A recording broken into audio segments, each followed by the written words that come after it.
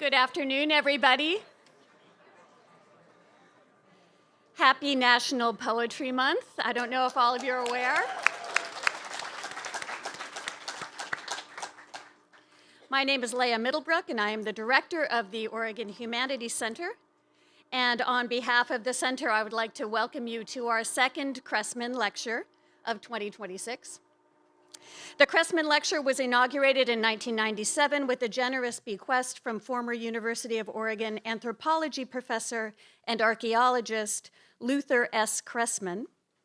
The lectureship's goal is the presentation and illumination of fundamental humanities issues that confront societies centrally occupied with science, technology, and business. Our honored guest this afternoon is very well suited to speaking to this context. But before introducing her, I invite us to express our gratitude and appreciation to the OHC staff who have worked so hard to make today's event possible. Gina Turner, our associate director, program coordinator Melissa Gustafson, communications coordinator Peg Fries-Gerhardt, and our student assistant Eleanor Hudson. So Gina, Melissa, Peg, and Eleanor, thank you and bravo.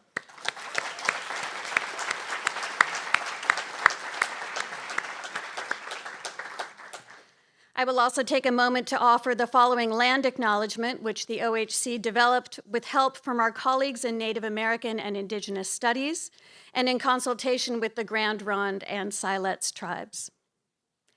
The University of Oregon is located on Kalapuya Ilihi, the traditional indigenous homeland of the Kalapuya people. Following treaties between 1851 and 1855, Kalapuya people were dispossessed of their indigenous homeland by the United States government and forcibly removed to the Coast Reservation in Western Oregon.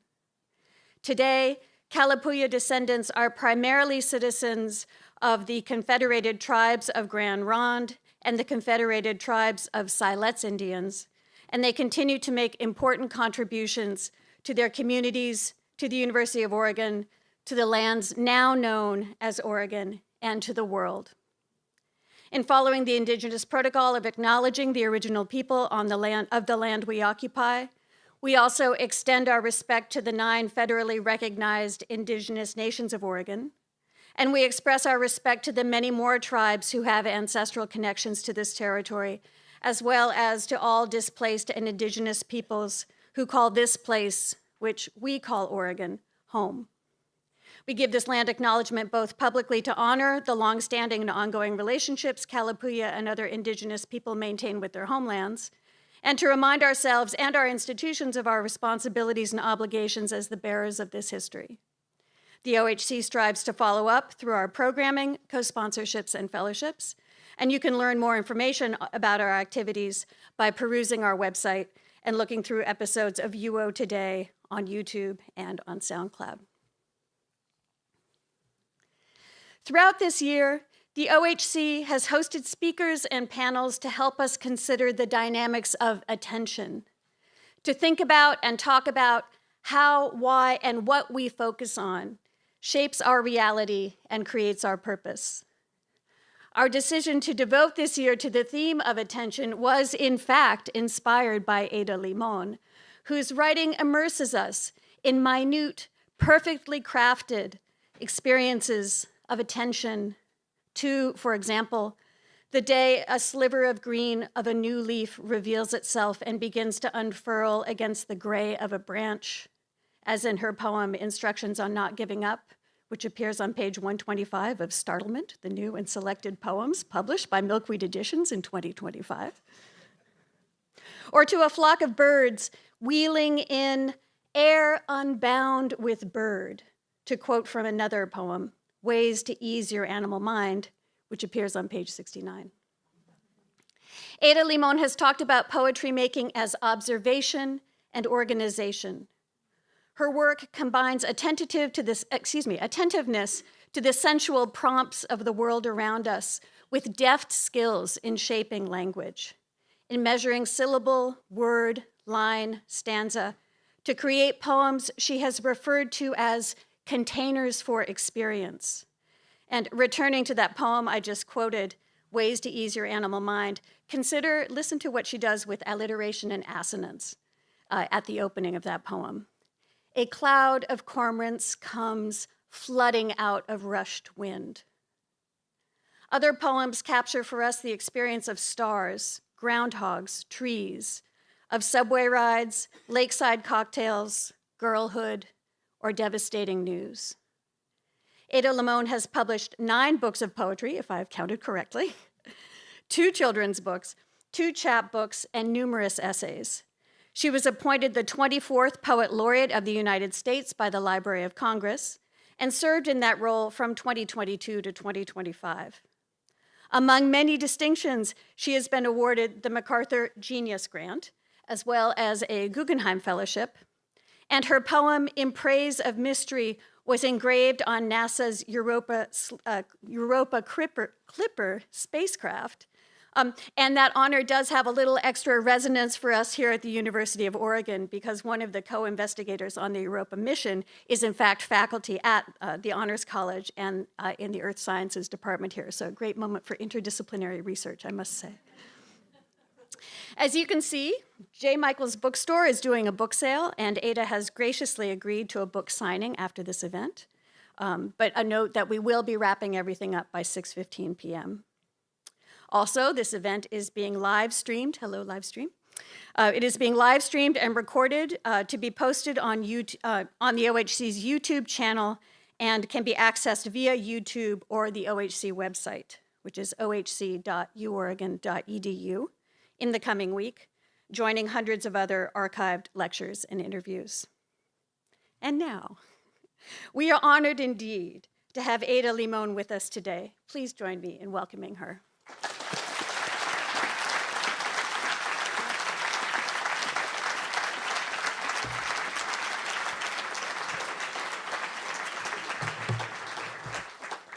Hello and welcome.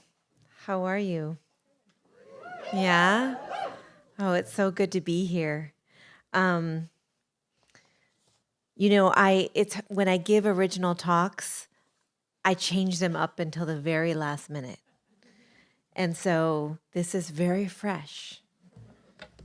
Printed at the hotel 1 moment ago. But it's such a pleasure to be here, and this is only the second event I'm doing since this book came out, the little book, which is Against Breaking on the Power of Poetry, which is the expanded version of the talk I gave for the Library of Congress. And I'm so pleased that it's here, so that's exciting for me. So without much fanfare, I'm going to dive in to this talk. Hello. The Unleaving, how poetry helps you not to miss your life. It's a joy to be back here on this campus, especially during the spring. I haven't been to the University of Oregon since my high school love and my childhood best friend went here in the 90s. For those of you young ones, yes, that was the 1900s. I was going to the University of Washington in Seattle, and when we had spring break or at the end of the year, I'd drive down in my car that somehow still ran a red Ford Tempo, a truly terrible car I bought for $900 the summer of my 18th year. And I'd pick up my boyfriend and we'd drive home with the windows open, listening to our mixtapes all the way down to our hometown in Northern California. I remember seeing a play here on campus while I was studying theater at the drama school at the University of Washington, and how good the play was. I also remember once calling the college admissions counselor here and very earnestly asking about transferring in order to be closer to my boyfriend, a request I don't think I even told him about. She said, and I quote, "Honey, don't change your whole life for a man."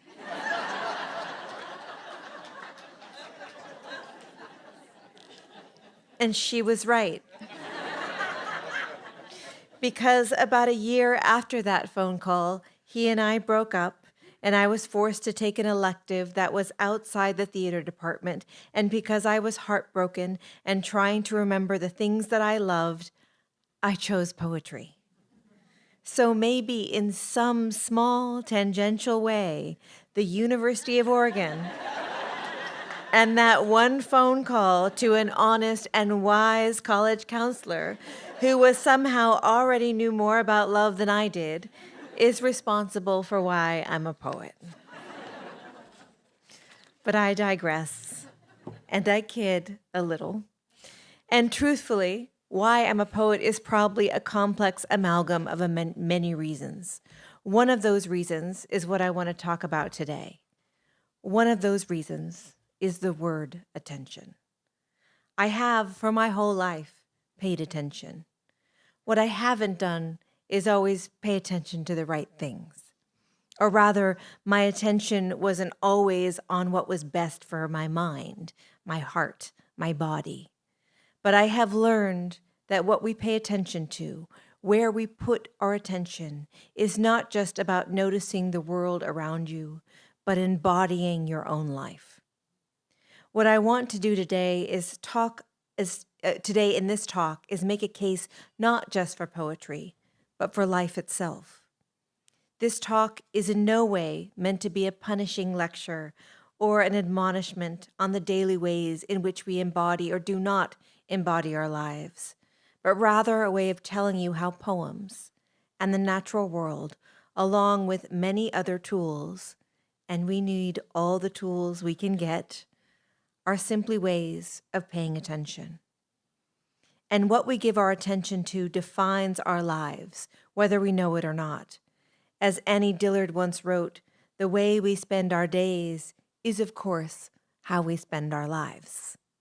That might seem simple, but how easy it is to forget that your life happens in all the small moments, not the big overarching celebrations or the soul-crushing heartbreak or defeats, but in each walk to class, in small exchanges with someone who serves you coffee, an encounter with a blooming tree. It's easy, no matter what age you are, to think that you will eventually get around to starting your real life. I am intimately familiar with this idea, that sometime beyond the bleary grasp of the day, with its many annoying tasks set out before you, your life will actually begin. I remember thinking it as a child, that somehow the days felt like an endless waiting to grow older, to be free, to fall in love, to make all our own choices, for something, anything to happen. Even now, as I write this, I'm tugged at the sleeve by some imaginary spirit that wants me to be doing something else, heading outdoors, looking at birds, checking my emails, napping, seeing my parents, writing a poem.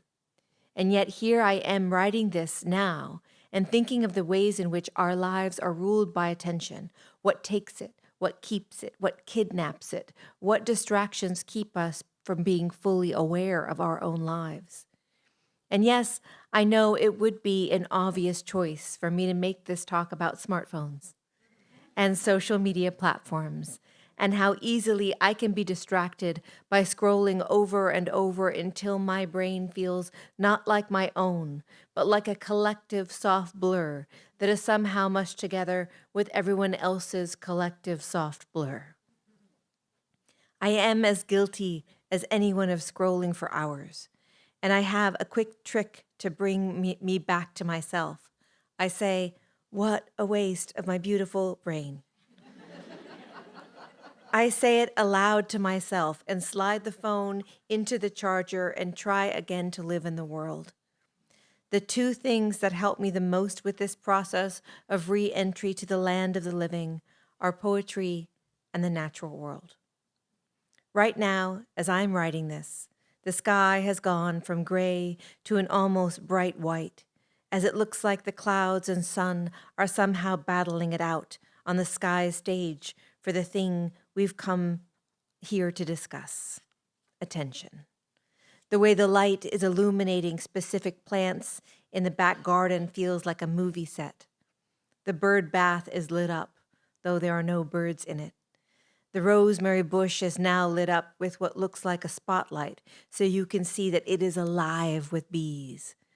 I can't hear it from here, but I can imagine the sound. And just like that, the clouds have dimmed their light again. I write this not to be poetic or profound, but as a way of behaving like the sun itself in a process of illumination.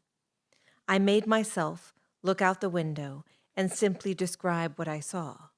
But what it did, even briefly, was remind myself that I am a living thing, capable of noticing what Robin Wall Kimmerer calls the good green world.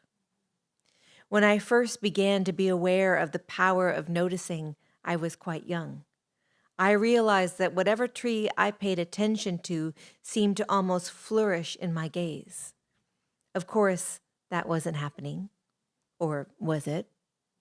But it seemed that when I looked at a tree or a flower, it would show itself to me more fully, as if being seen illuminated it from within. When I began to notice that my gaze changed things, I began to want to name and identify the plants and animals around me as a way of leaning in closer, noticing more, regardless of the names themselves. It was about learning what was all around me at all times, their form and function, the isness of them. The way I started paying attention to plants and animals is the same way I started writing poems. Is that true? I believe it is. If I began with naming what was outside of me, the rattlesnake grass growing among the poppies, and the tall green grass that seemed unnameable because it was everywhere, the crawdads in the rocky shadows of the creek bed, the high metallic vibrating call of the spotted towhee. If I began there, I could then begin to name what was present in my own interior wilderness of the mind and the body. Out there, there's a tree under a streetlight, slowly bouncing in the breeze. In here, pointing to my chest and head now, there is a light bulb swinging in my grandparents' garage, and the memory of the smell of rain on sawdust, and the memory of a train whistle, the feeling of being both comforted and misunderstood. There seemed to be sharp cacti everywhere, king snakes, and the oppressive heat of the canyon. And at the end of a long hallway, my grandfather had a large clock called a large clock called that I was told was called a grandfather clock. And so I thought all large clocks were named after my grandfather. I'm following my thoughts now and trying my best to show you the inside of my brain. Why? Because a poem, for me, begins with naming and identifying what I see and feel, and then allowing the synapses of the brain to ping around with free range. Praise the wandering mind. Praise the imagination station. I do not know where a poem is going, and what it's going to become when I make it. I have to follow it until something is revealed, until it teaches me something. The same can be said of looking at nature or being in nature. It's easy to think that one might have the same experience if they did the same hike or walk every day. But for those of us that do that, we know that's not true. That is, if you're paying attention. Each day I go around the same small lake, and each day it's entirely different. I see the same creek every day, and every day it's different. Just now, I set down my computer and did what I call checking the mail. Checking the mail is code in my household for going to the creek. The creek is where I look for birds and stare at the water and meditate and try not to just be of the world, but in the world. I've said before that I'm pretty sure all my poems have come from that creek, that somehow that's where I pull the poems out of the dark water when it's dark, out of the clear water when it's clear. It was lightly raining just now, and so the birds weren't out much, but I saw a chestnut-backed chickadee, a black phoebe, a towhee, and then a small fish surfaced and ate a mosquito that was flying too low to avoid the inevitable snatching. When I came back to the house, on the lemon tree out back, there was an orange-crowned warbler. But the warbler was so hidden that for a long time I thought I was staring at some strange, fuzzy lemon. Just a half an hour break from the words, and I was back in the world where the words come from. I was breathing and stretching and moving my limbs like I was also my own kind of strange bird, half hidden in the fruit tree, half fanning out my feathers. I'm scared now that you'll think I'm obsessed with birds. And if you're not a birder or a bird fan, I promise you don't have to become a birder. But I do think we need to find whatever it is that pulls you out of the chaos of the mind, out of the screens that devour our imagination and hijack our own creative impulses, out of the all too prevalent leaning toward despair. We need to each find that thing, the thing that reminds you of your own life, that you are living, and hold on to it. It's not hard to see how the world is changing in sometimes massively violent and cruel ways, whether we want to or not. That, too, must not go unnoticed. It is our job to bear witness, and when necessary, leap into action.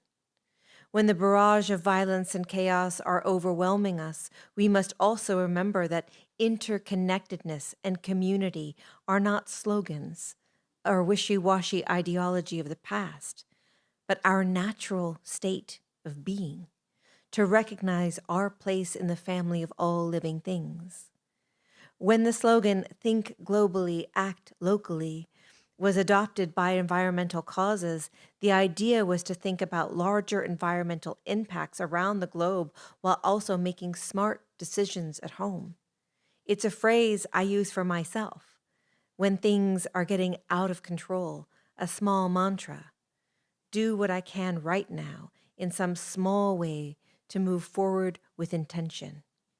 And if we want to act ultra, hyper locally, then of course, we write poems. What's more extremely hyperlocal than your own mind, your own body, the way in which you perceive and notice the world?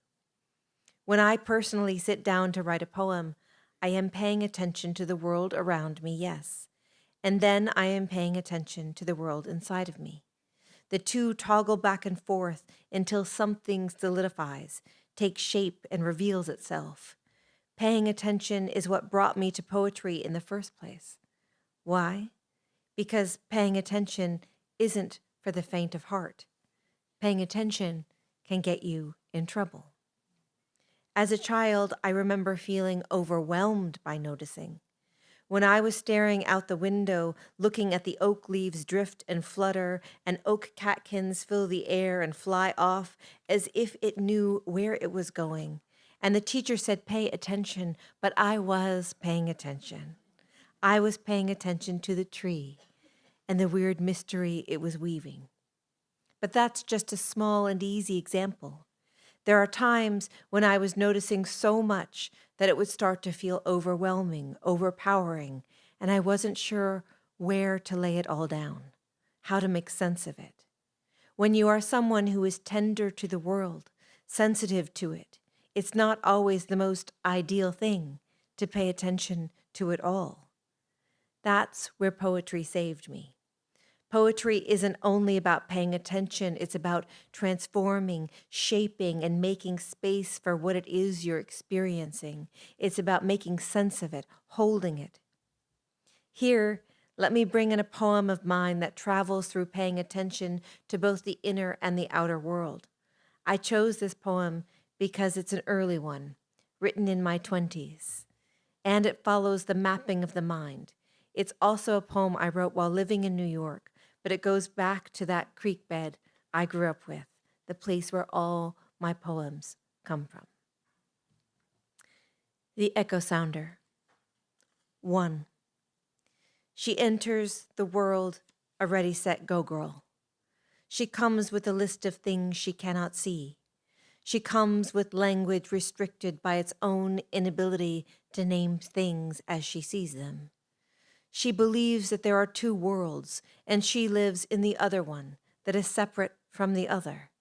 The seed that comes up outside the garden, the one door with no handle, the shingle in the roof with the weather vane, the arrow flying from the quiver, the child who can balance on her palms and is hated for it. She wears no shirt, still no one speaks to her. She speaks to everyone. She has a bicycle and a family, but it does not matter. She is difficult to catch. She knows all the names of all the fish. She is aware of them dying all the time. Upstream, the sockeye and the coho. Upstream, the chinook and the king. Upstream, to the sand and rock nest of their deaths. She thinks the bodies decay too quickly. 2. When she is 11 years old, she thinks her body will be like that of a fish. She does not want it to decay before she uses it. She is confused in the dark. She is never scared. She is convinced that she can talk to God, and so she asks him a question. She does not get an answer, so she makes one up. She believes the answer is everything stops. The food is in the mouth, but the mouth is not there. The water flows, but there is no creek. She understands now that bodies can swing from trees, and whole families can be locked up, that people die the way fish do, starving sometimes, gutted and tortured by children who think they are being scientific and responsible. She thinks God must know this, and therefore he is ugly. She decides God is no good, but he must exist so she can hold him accountable. She decides this and then forgets. 3. At one point, she decides she's in love, the way she woke up one day and thought she had dreamt up the word Philadelphia. And there was no other word in the world as beautiful as Philadelphia. And how she planned to make it mean something, like the way everything can touch you at once, the mason on the billboard, the old theater's neon sign, the water towers next to the cross, the curve in the road where the school bus stopped, the wet smell of boots and dirt, the feeling when all those things get to you, and you want to cry or pray, but because you're no good at either, you tell everyone to leave you alone, so you can go on feeling the world climbing around in your body like you were just as much a part of it as it was of you. Maybe she thought she could call that feeling Philadelphia. She fell in love the same way. 4. One week, she thinks about offering, how it is difficult to offer something of yourself. She thinks it should be easy, how she has an echo chamber in her chest. What she sends out should reflect and return. She goes to the creek on one trip home and sits there for longer than she planned. She decides to estimate how long she will live, and then she says, "This is when she will die." She says it again, "This is when I will die," as if the repetition will endow the words with nonsense, the way a word becomes no longer a word, but a strange sound that animals make. She takes comfort in her animalness. She wants to go on being an animal, not something that represents something else, but the original object, the thing before it is named, the fish before she knew it was a fish, when it was just another lost thing, individual and shadowy, working its way towards its own end. While that poem is steeped in memory, it's also about letting the mind go where it goes and following it. I never looked for a particular meaning or message, but then my own internal philosophical nature came through. Mapping the mind was the first way I knew how to write poems. You map what's around you, then you map what's inside you. I have spent over half my life writing poems, and now I am acutely aware of my own inner workings. That's not to say I'm not bogged down by my own reoccurring demons, but it does mean that I am familiar with my demons too. When I stare out into the good green world and what comes back to me is despair, I trust that too. I am aware, like most people, that paying attention to nature isn't the same as saving the planet. And as J. Drew Lanham said, watching birds isn't the same as saving birds. The planet is in crisis, and we must act swiftly and with stewardship to save what we can. But we also cannot let the problem defeat us with its enormity. We must find ways to move forward through our own fear. To give you an example of how poetry allowed me to filter fear and anxiety and shift it, I'll bring in my next poem. This is a poem that grapples with how to hold the pain of the world while choosing to stay in the world at the same time. Written in my early 30s, I remember the moment when the world felt so heavy that I couldn't even imagine beginning the poem with I, because I didn't want to carry it. Instead, I changed the tense to a you, so that the second person could protect me, could help shoulder the weight of it all. The same thing. There's an awful story in the news. For days you cannot sleep. It's too hot. It's too cold. It's just another story in the news, not another human, not a whole country, not another animal, just a piece of paper. Then you feel a little better. You go to the train and wear your headphones. You listen to a sad song that sounds familiar. You pass a store window and there's someone you don't know walking where you're walking. Heels, a summer dress, hair tied up too fancy for the week. The television says tomorrow night they will shed some light on hell. How far do we need to search for some bad thing? Hell is not beneath us, not a bargaining chip with your children. You come home on the train and you have bought gifts and tried to be decent. This is how your life will go. You know that. Day after day, awful acceptance, the soft life of your footprints. You start to think of the alternative. You shake your real shirt off in the hallway. Would it be the same if you were born in Mexico? Life, Cuba, Ireland, 1974. You miss everyone, even the people you read about today you didn't know, their faces on the brain as if on paper. You sit on the balcony, which is really a fire escape, but you call it the balcony to make it sound better. You wear the slip your grandmother gave you 15 years ago. The weather is nice, California nice. You sing a little, call your family. You think things aren't so bad. You say you love the world, so love the world. Maybe you don't even say it for yourself. Maybe you move your mouth like everyone moves their mouth. Maybe your mouth is the same mouth as everyone's, all trying to say the same thing. The poem begins with you, and it's as if the speaker of the poem, also known as me, is trying to move from an I to a you to an everyone throughout the poem. The distance was useful.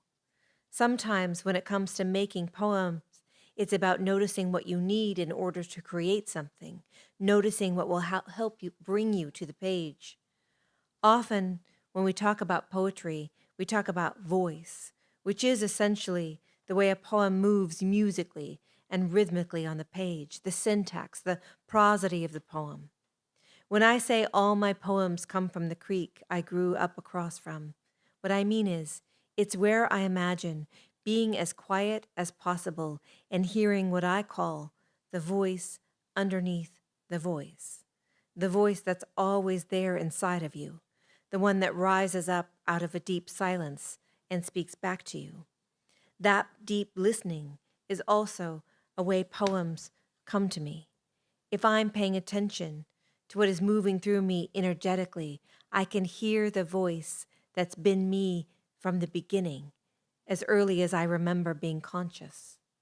One might say the word soul, but it also feels like the person I am at the core. One poem I wrote about in my book Bright Dead Things addresses that almost directly. After you toss around the ashes. When she was dying, it was impossible to see forward to the next minute.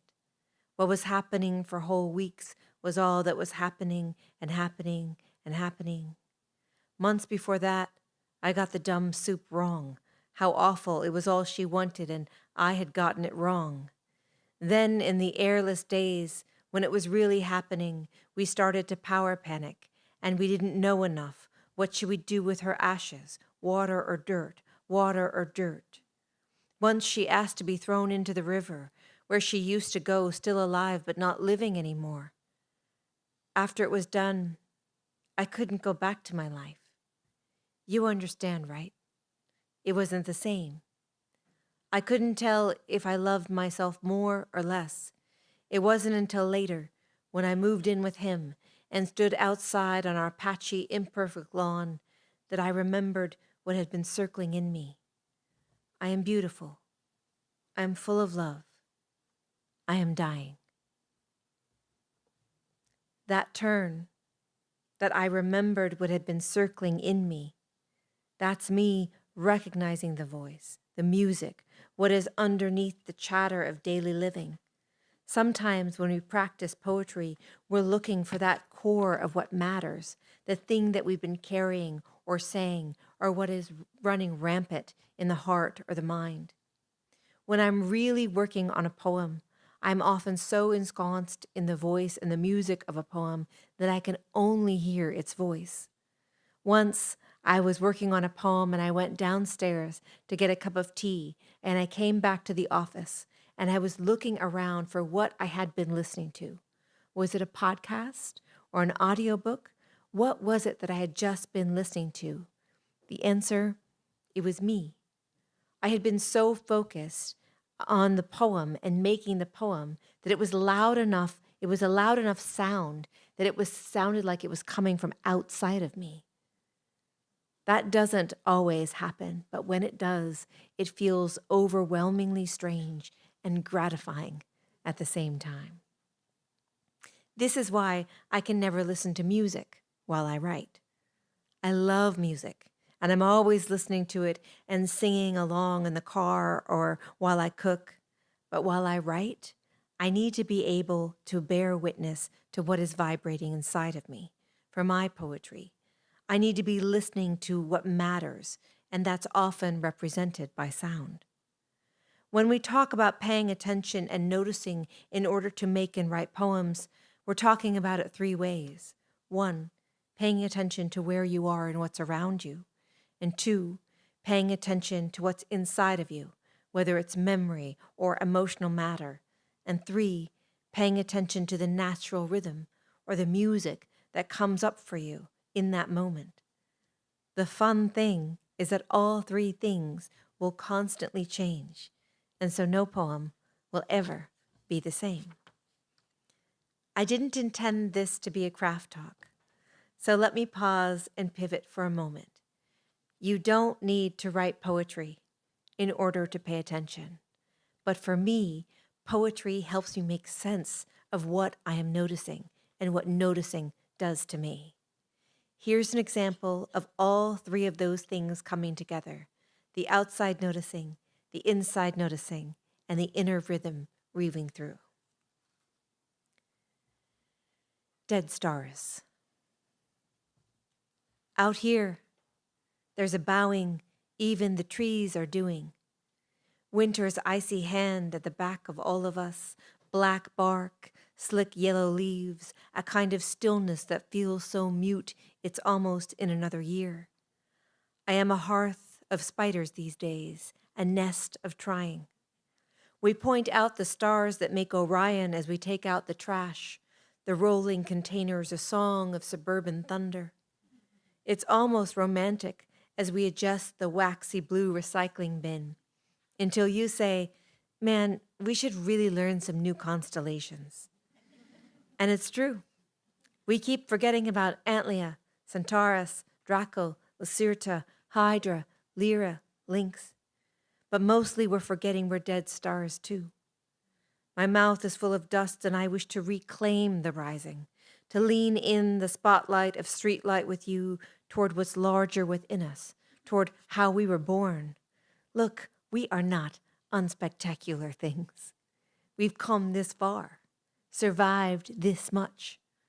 What would happen if we decided to survive more, to love harder? What if we stood up with our synapses and flesh and said no? No to the rising tides, stood for the many mute mouths of the sea, of the land. What would happen if we used our bodies to bargain for the safety of others, for Earth, if we declared it a clean night, if we stopped being terrified, if we launched our demands into the sky, made ourselves so big people could point to us with the arrows they make in their minds, rolling their trash bins out after all of this is over? That poem, in many ways, began by noticing the sound of the recycling bins being rolled out at the same time.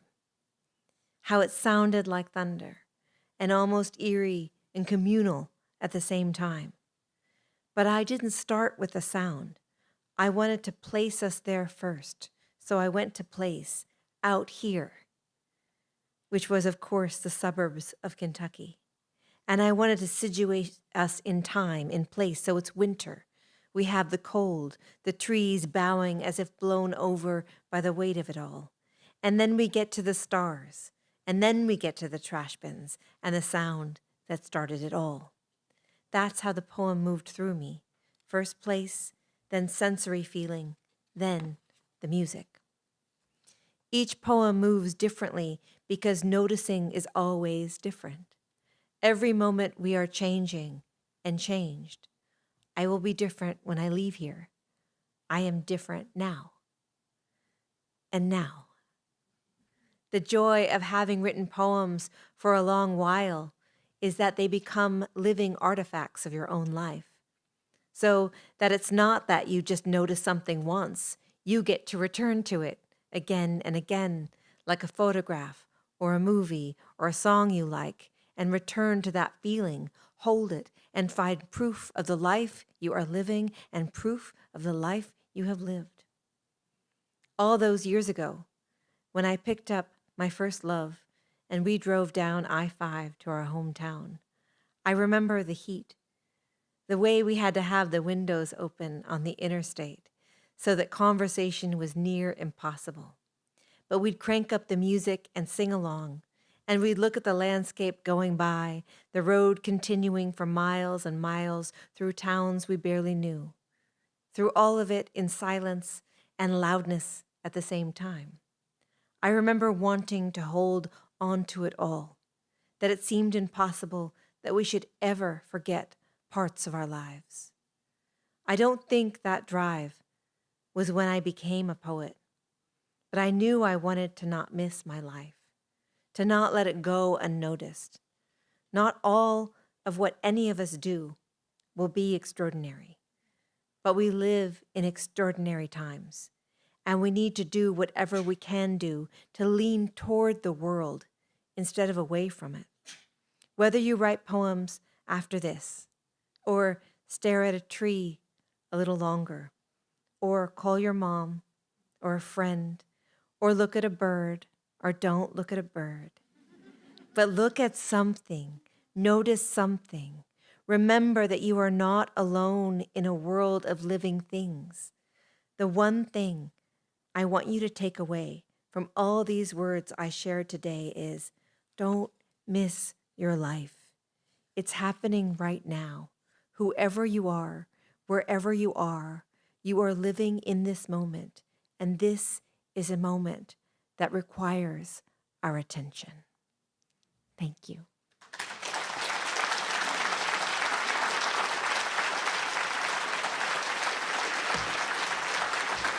Thank you.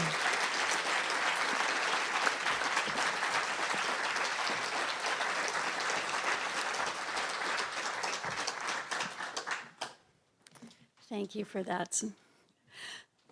I think that there may be some questions or well, I hope there are questions. In fact, let's just say there will be questions. There are 2 microphones at the front of the room, so what we invite you to do is if you would like to ask something, please come up and maybe we'll, as we think about what our questions might be, we can take a collective breath and.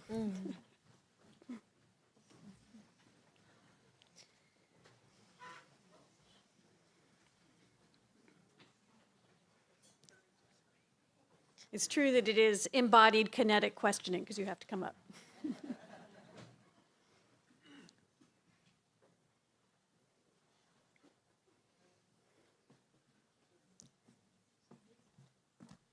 you be a composer? Could you be a painter? Could you be a sculptor? I think that one of the things that is really remarkable about living a creative life is how difficult it is to be creative in all the realms. I grew up with my mother as a painter. She's a marvelous painter. And I remember thinking, oh, that will just come to me. And it never did. I still have these moments where I see her draw and I think, I can do that. And then I try and go, that's impossible. But what we had in common, and I think that all the arts have in common, is that kind of paying attention. When she was painting, I remember that she found a hawk that had been killed on the side of the road. And she took its wing off and pinned it to her studio wall so that she could draw it precisely. And I remember thinking, oh, that's what you need to do in order to be an artist, is to look that deeply and to be that willing to look not just at life, but also at death. Thank you for that.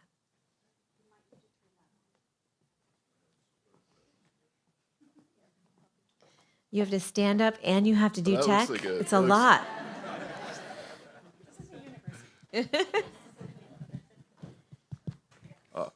A decade ago, you gave a talk at my community college, and you mentioned that you had a novel in progress, but it wasn't working out. How's that going? Okay, I love you. And what community college was it? Monterey Peninsula College. Oh, yay, Monterey. Henry Marchand. Yeah, Henry Marchand. Yeah, he's the best. Yes, he is. He wrote me a letter of rec. Oh, I just wrote a note for his retirement.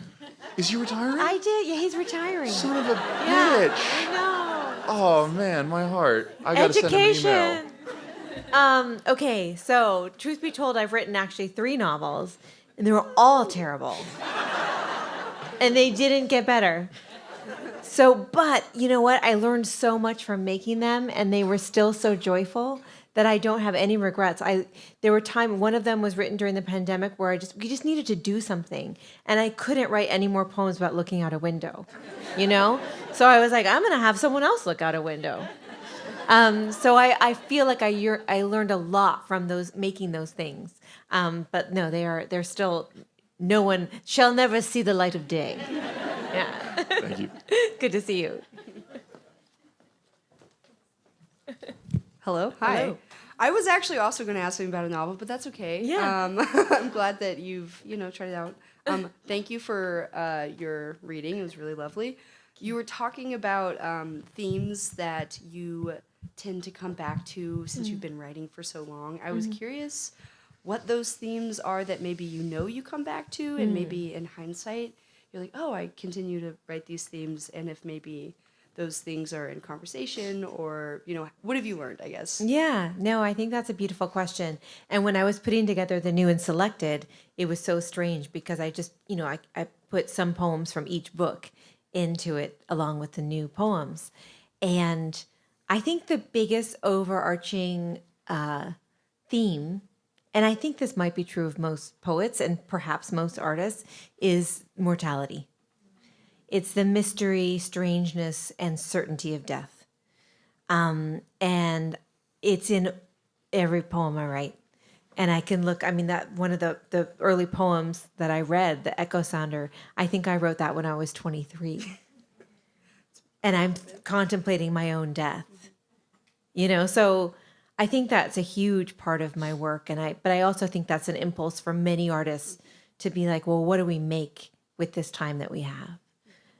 But also the mystery of how strange it is to love so deeply and then to lose. So that's constantly something that I am dealing with, as we all are. Yeah. Cool. Thank you so much. I Yeah. appreciate it. I love that you just said cool. Yeah. Hey, mortality. I got nothing, you know? Yeah. Yeah, we're all going to die. Okay, you mentioned you love music. Have Yeah. you ever tried writing songs? And what recommendations would you make to people that are trying to use poetry to get lyrics? I love that. Well, there's two ways to answer that question, and I'll just be truthful with the first one, which is that I did write lyrics. I was in a band called Lucky Wreck, which was the name of my first book, and it was so fun and it was wonderful, and I actually love writing songs. Now, writing songs and writing poetry, very, very different. And although we can look at that similarity because of language, the compression of language, all of those things that we need to do, but lyrics are waiting for the music. The poem is complete. The poem has all the music right there. And so oftentimes, if you're trying to make poems into lyrics, you kind of have to follow it almost like a conductor, like the music's already on the page. You can't really make your music and then put a poem to it. So that's one of the things that I would say. And then the other thing I would say is that if you're trying to make lyrics, remember that that's when everything comes in. If you're trying to make poems, the bass line is there, it has to be there. That's often the repetition. The structure and the form is all on the page. So that's a complete song, is a poem on the page. Thank you. Yeah.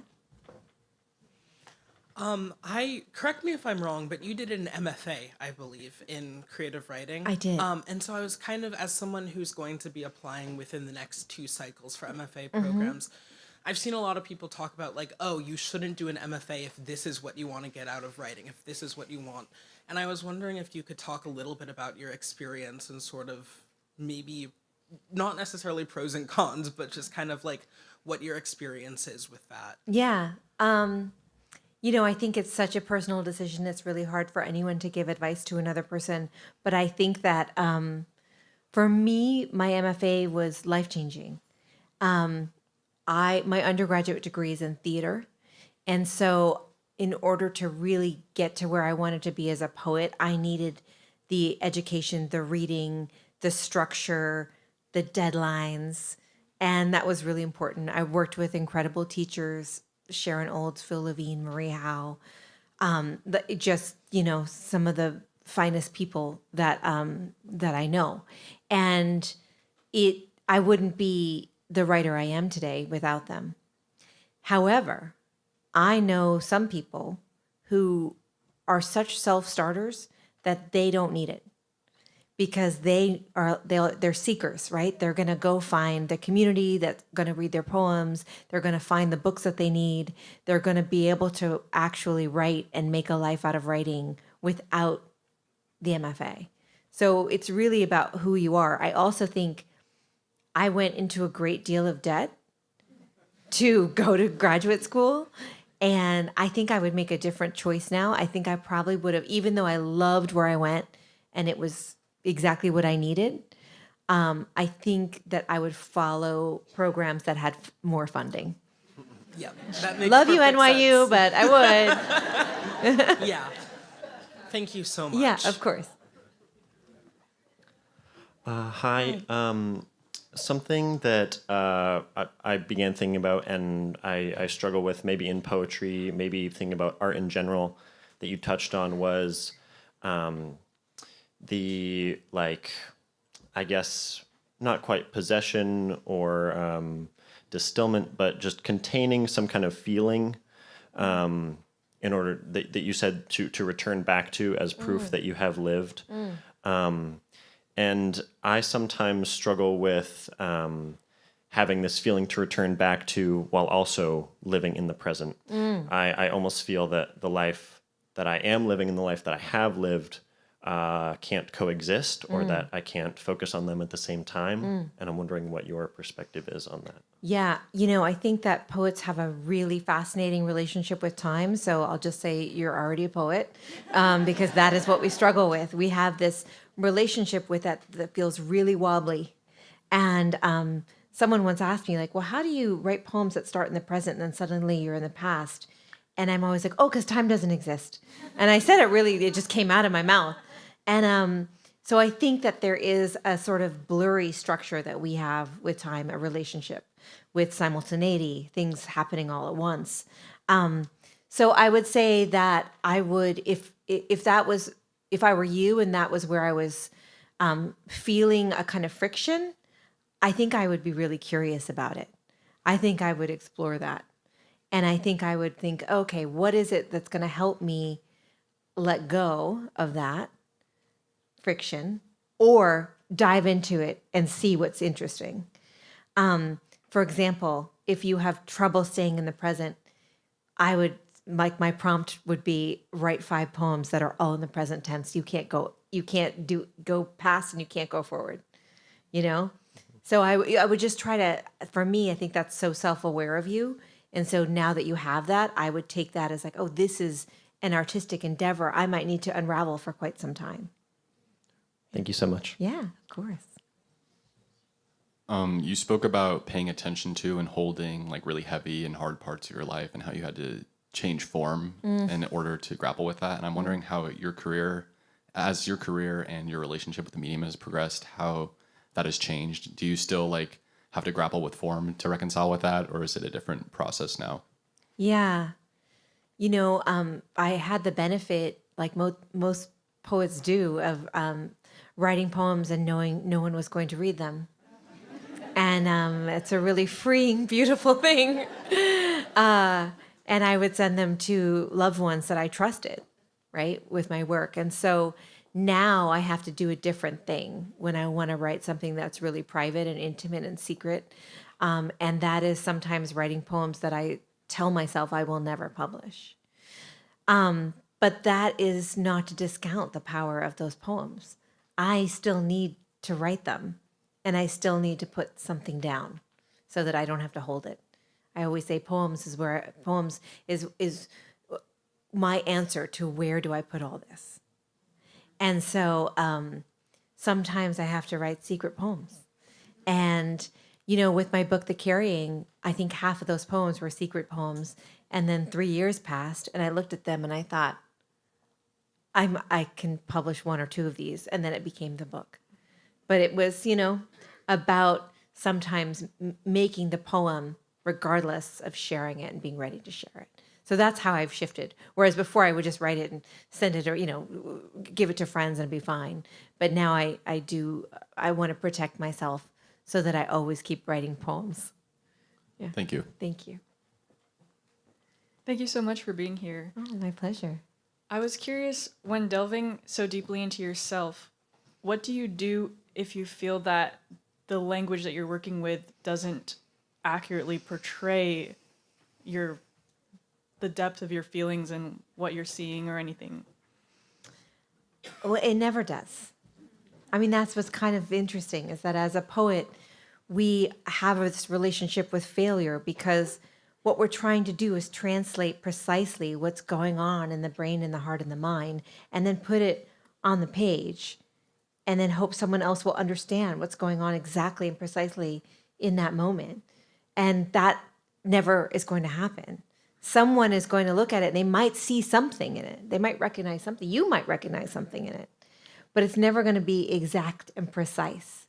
So I think that allowing for that and knowing that the problem with language is that it's language and it's not telepathy.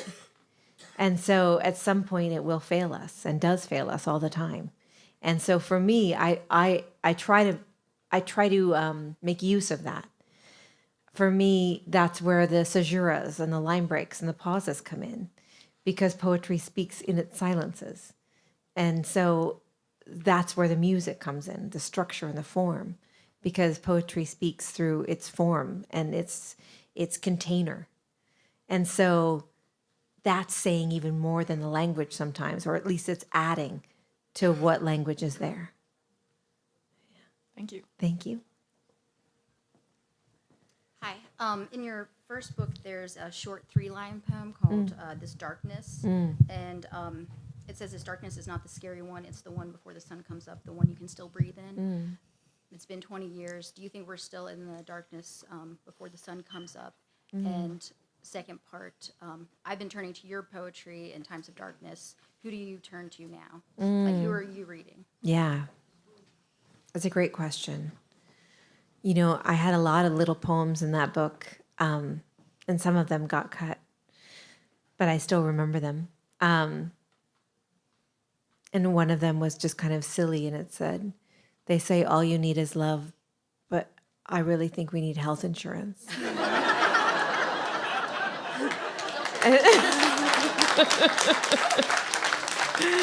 And the editor cut it out, which was totally fair. It didn't really go along with the book. But no, I think that that darkness that I'm speaking of in that particular poem was personal, and it was the idea of that not all darkness is the same, right? That there's some that is still you can breathe in, and you're like, oh right, the dawn is coming. So I think that we're still in that place. I mean, I think we're in a scarier place, and I think the precarity of this moment is so overwhelming that I am looking not just to poets, but to great minds that I admire. But my worry is that we somehow think that technology is going to save us, when in reality, it won't. It's only going to be the imagination. It's only going to be our own intelligence. And so I think who I'm looking to now are poets from the past in some ways. I'm reading a lot of Yeats right now. I've been reading Emily Dickinson pretty much for the last 3 years. And I keep thinking of that quote she has, "Not knowing when the dawn will come, I open every door." Because I keep thinking that that's poems, right? And you go, this, I needed this door, I needed this door, I needed this door. So yeah, no, I think that where we are at is profoundly different. And it is the scariest time I've been alive in so far. But I think that we have so many people that are doing so much good work.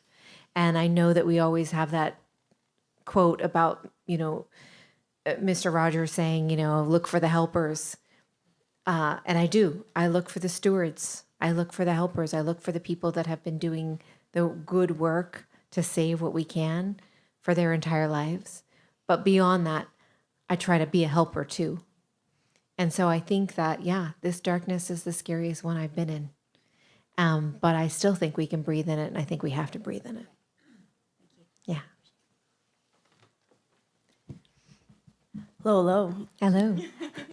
I noticed that something that you said earlier on in your talk today was that at 23 years old, you still did not consider yourself a poet, which implies that later on you had this revelation. And so I had a question about youth and then you reflecting on said youth, because I think that there's a big weakness about growing up where you have this false misconception that you know everything and you can plan for everything. And so knowing that you did not plan to be a poet, what were the biggest failures and hardships that you had to experience that you can now reflect on that pushed you to be a better writer today? Yeah, thank you for that beautiful question. I think for me, I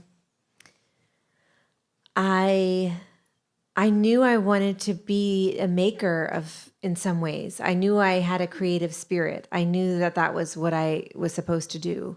And so when I was in theater, I learned so much from that experience.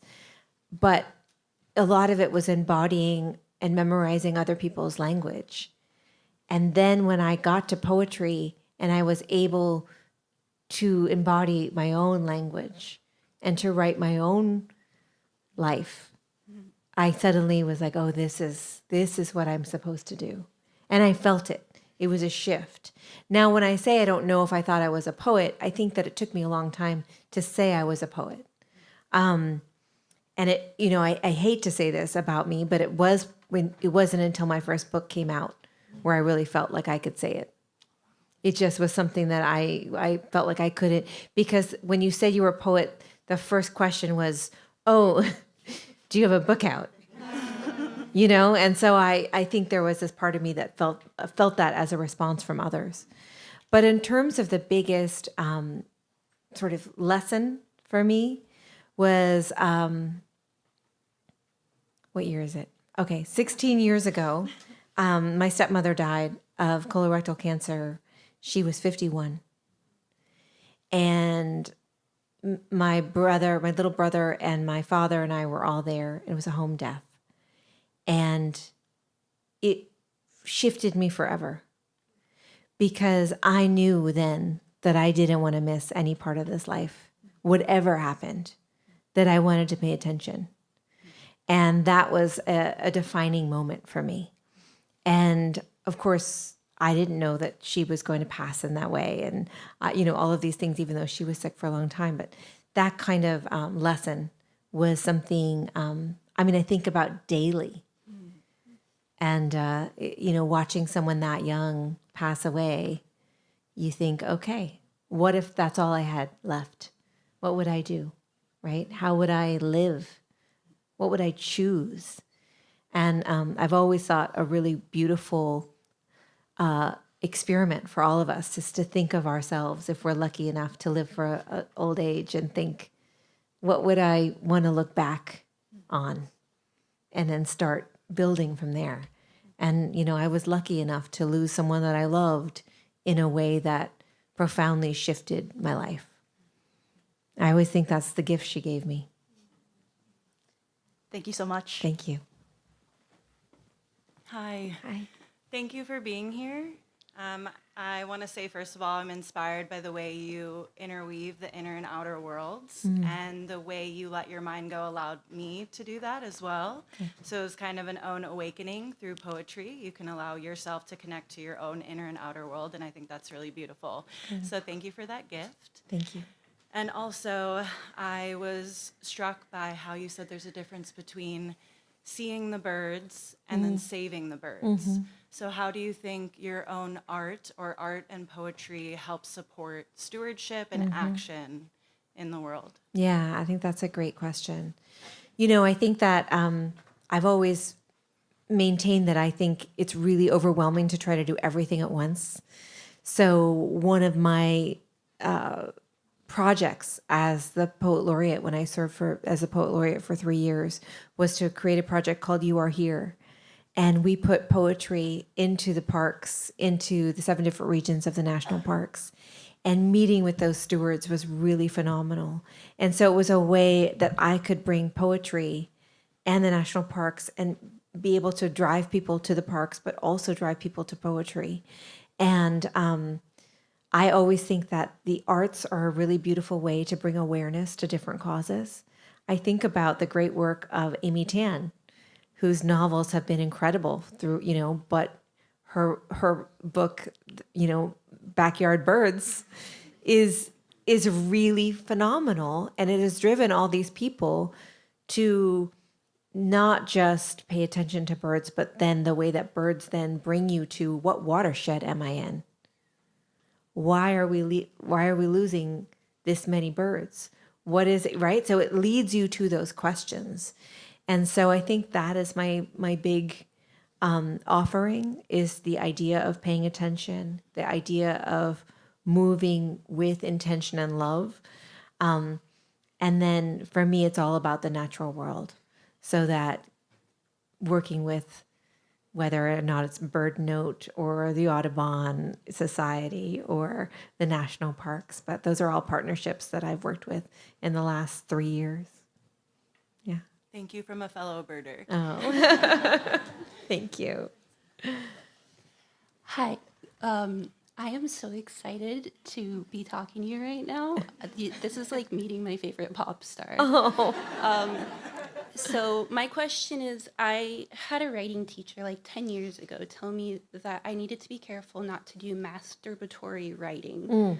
And That sounds fun. yeah, he was very honest, which I appreciated. But writing can have so many different contexts, right? Like sharing with your family members. When I was little, like poetry was for communicating with my mom. How do you know when it's for the world? Every poem is different. Sometimes it's not for the world. I think that I still have private poems that are in books, but those are private poems. And then I have public poems that feel like they're very public poems. And the sort of beauty about writing poetry is that because of its form, each poem gets to do a different thing. So you might write one poem 1 week that is so secret and is really supposed to be for you and your beloveds. And then you might write the next week a poem that is supposed to be, that it's speaking to a wider world, that it's speaking to your community. But, you can't really decide until you're ready to have those conversations. I think about, for me, I have poems that I know I wanted to speak to a wider audience. And I was thoughtfully thinking about that. Okay, this is who I want to speak to. And then there are poems where I begin, I don't even know it's for anyone. And it just feels so private and so my own. And you have to have both in order to, I think, flourish as an artist. So I think it's about who you want to connect to. Think about who, and if that's important. Because it also might not be. There are times where you might be like, this is not for these people. And that's beautiful too. So it's really about who you want to make art for. And then trying to make that art that feels really true to yourself in that connection. Thank you. Thank you. Oh, yeah. Cool. Hi, Ada. Hi. I run an online poetry workshop called Unfold, and we meet each day every April on Zoom. It's a great name. Thank you. Yeah, big fan. And I'm just curious if you have any advice for poets doing the insane thing each April of trying to write a poem every day, maybe around like getting out of your own way or whatever your thoughts are. Yeah, for those of you who don't know, during National Poetry Month, the month of April, many poets put ourselves in this terrible conundrum, which is that we try to write a poem every single day. Yep. The great William Stafford said, how do you write a poem a day? And he said, I just lower my expectations. And I think that's true. I think for me, what I do is I start to not think of them as poems, but seeds of poems. And that helps me because then I'll get something down and I'll at least have something. And usually I'll say that by the end of April, I often have 4 poems. And that's 4 more poems than I would have had.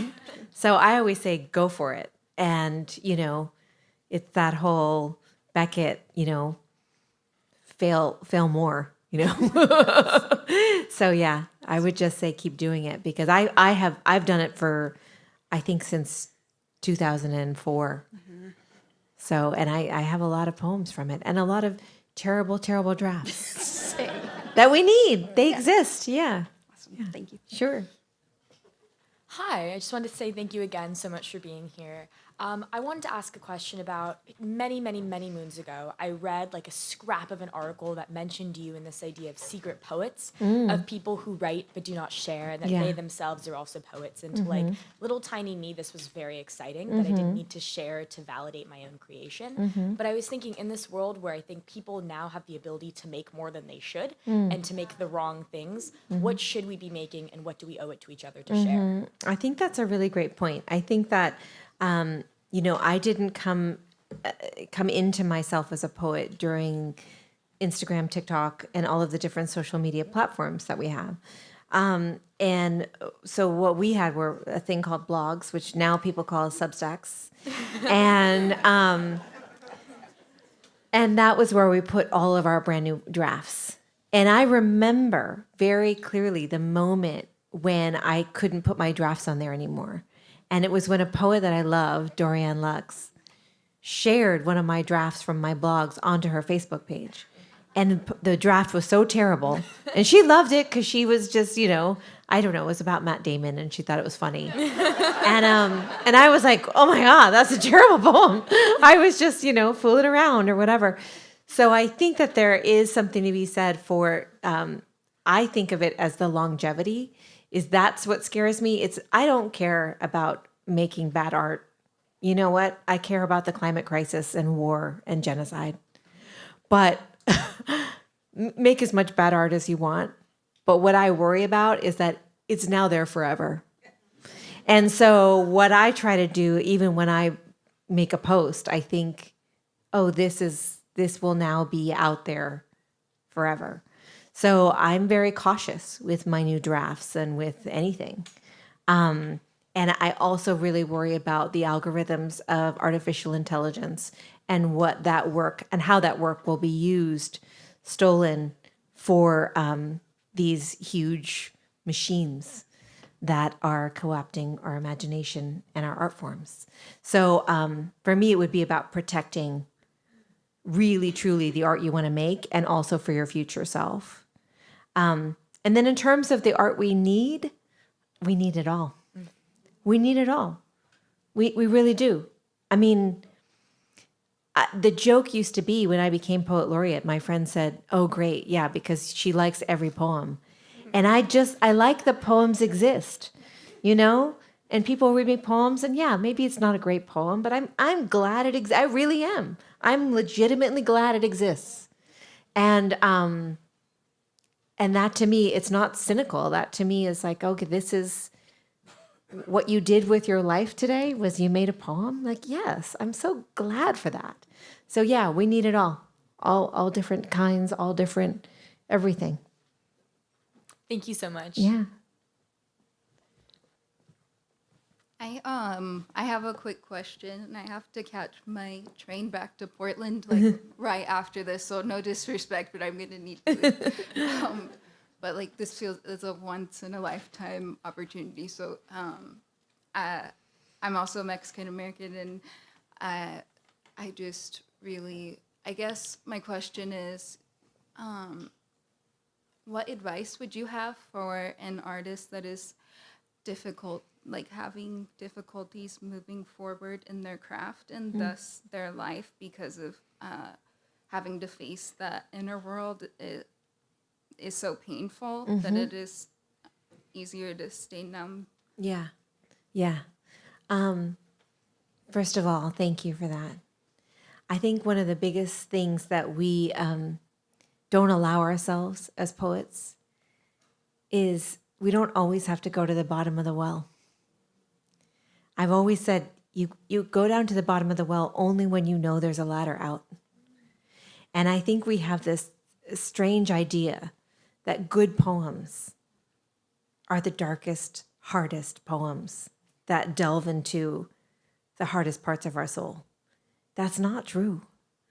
A lot of our poems, they make room for that darkness, but then they hold so much space for everything else. The poem itself is an act of resilience. It's like, oh, I'm here, I'm making this.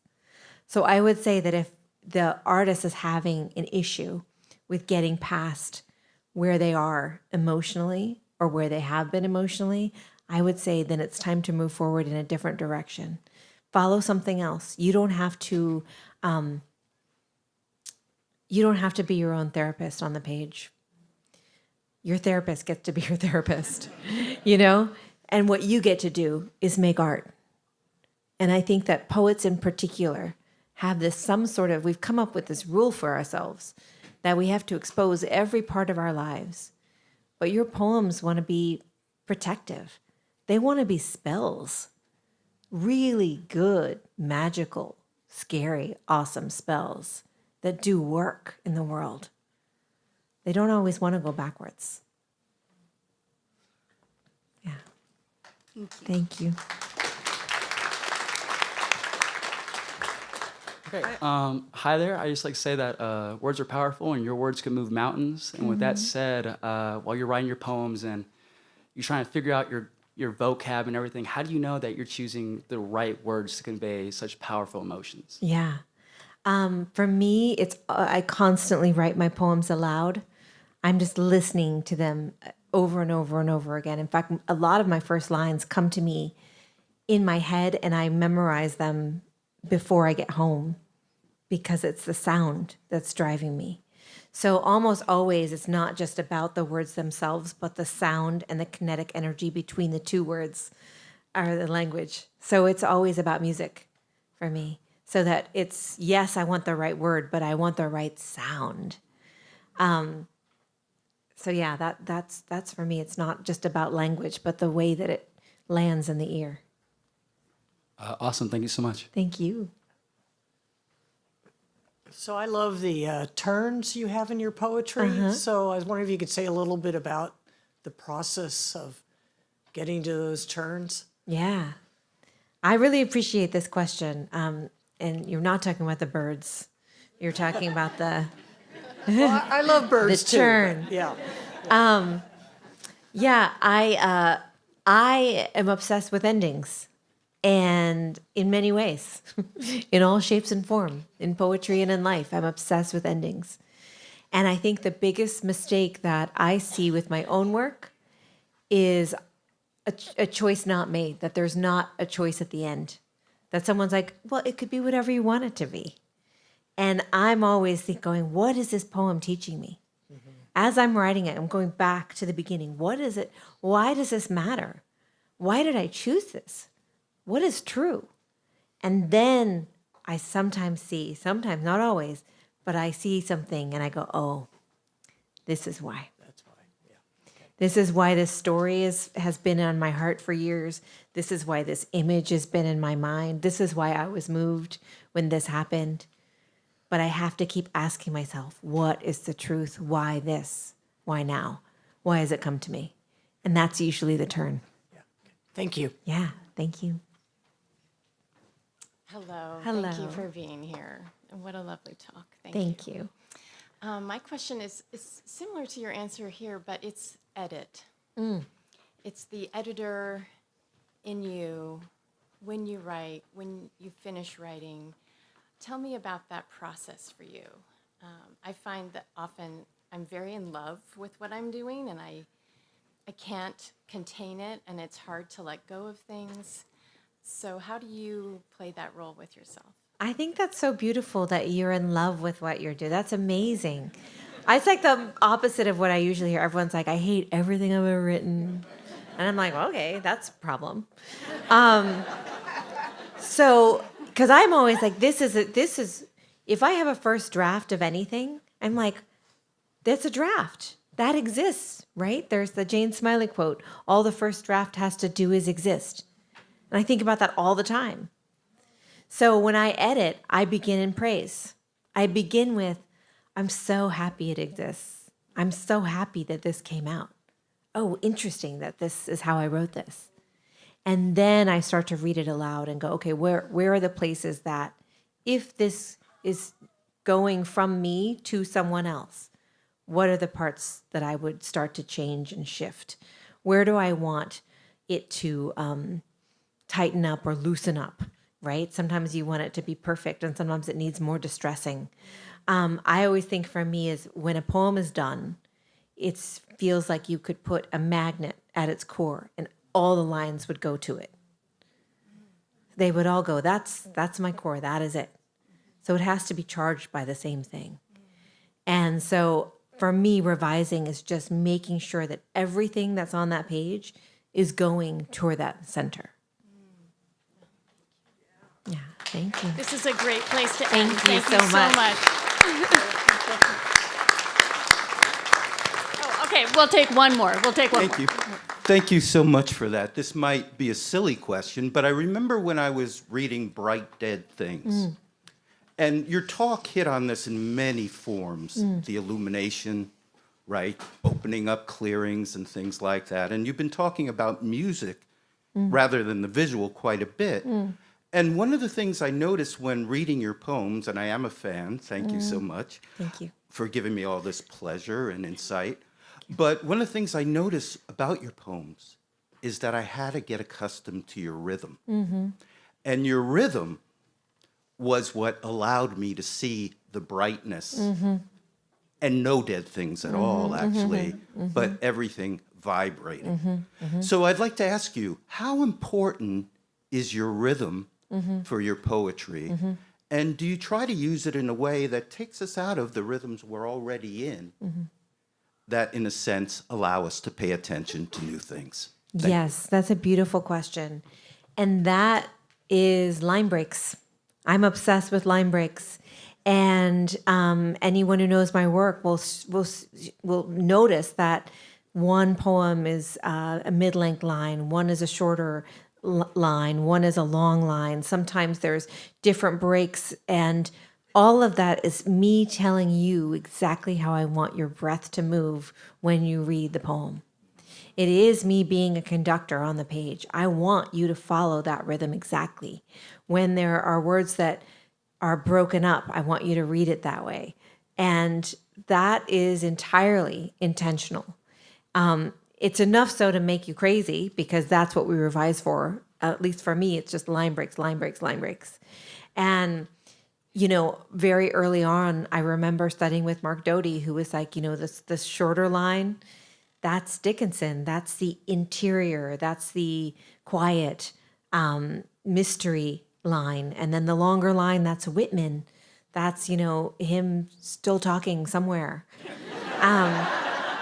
And like the mid-length line is Shakespeare. The mid-length line is speech. I write an iambic pentameter often. I don't even know that I do it. But each poem requires a different line length in order for its engine to do what it needs to do. So the rhythm is key. The rhythm is everything. That's the music. Yeah. Thank you. Thank you so much.